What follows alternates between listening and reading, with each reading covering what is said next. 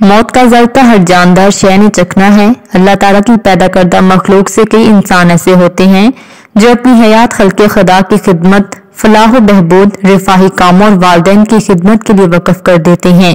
ऐसे ही बरतानिया के शहर बरी की कारोबारी, समाजी और सियासी शख्सियत हाजी मोहम्मद अफजल मुख्तसर अलालत के बाद बरी में अपने खालिक हकीकी से जा मिले। उनकी नमाज जनाजा नूरुल इस्लाम मस्जिद बरी में अदा कर दी गई, जिसमें कारोबारी, सियासी शख्सियतों के अलावा मुकामी कम्युनिटी की बहुत बड़ी तादाद ने शिरकत की। बाद में बरी के मुकामी कब्रिस्तान में सपर्द खाक कर दिया गया। वो मशहूर कारोबारी शख्सियत राजा अली के ससुर और अमजद अफजल, बाबर अफजल, नसीर अफजल, इमरान अफजल, कामरान अफजल, इरफान अफजल और लुकमान अफजल के वालिद मोहतरम थे। इस मौका पर बरी काउंसिल के deputy leader councillor Taimur Tarak का कहना था कि हाजी मोहम्मद अफजल ने पूरी जिंदगी कम्युनिटी की खिदमत की और फलाही कामों में गुजारी। उनकी खिदमत को हमेशा याद रखा जाएगा।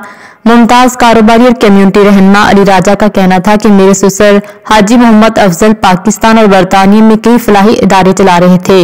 वो कम्युनिटी के दुख सुख के साथी थे, इसलिए आज उनके जनाजे में लोगों की इतनी बड़ी तादाद ने शिरकत की। उनके बेटे बाबर अफजल ने आज उनके वालिद मोहतरम के जनाजा में शिरकत करने वाली कम्युनिटी का दिली शुक्रिया अदा किया और कहा कि हम उनके मिशन को जारी रखेंगे। अच्छी उन्होंने चीज सी कि उन्होंने कदे किसी दी भी कोई ऐसी चीज़ या कोई बुराई किसी दी कंड पिछे नहीं कदे की और उन्होंने सोशल वर्कर भी रहे ने, हर गरीब की मदद की ने। पाकिस्तान दे विच सब तो अच्छी चीज़ यही कि उन्होंने अपनी माई बाप की खिदमत की है और जड़ा इंसान मैं समझना कि जिसने 20 साल अपनी माँ की खिदमत की है उसदे वास्ते जन्नत अल्लाह दी ज़ात ने वाजिब कर दी। छोटों के साथ भी, बड़ों के साथ भी और जितने भी इधर हमारे बरादरी के हैं, हमारे कम्युनिटी के लोग हैं, बरी से भी, बाकी यूके से भी काफ़ी माशाल्लाह काफ़ी अटेंडेंस में लोग आए हैं और यही इंसान जाने के बाद यही यादें रह जाती हैं। हाजी मोहम्मद अफजल की समाजी और फलाही खिदमत के सिले में बरी की कम्युनिटी में उन्हें एक खास मुकाम हासिल था। उनकी कम्युनिटी खिदमत को हमेशा याद रखा जाएगा। रिपोर्ट कर रहे थे आरिफ चौधरी। मजीद बाखबर रहने के लिए देखते रहिए अंडरग्राउंड न्यूज।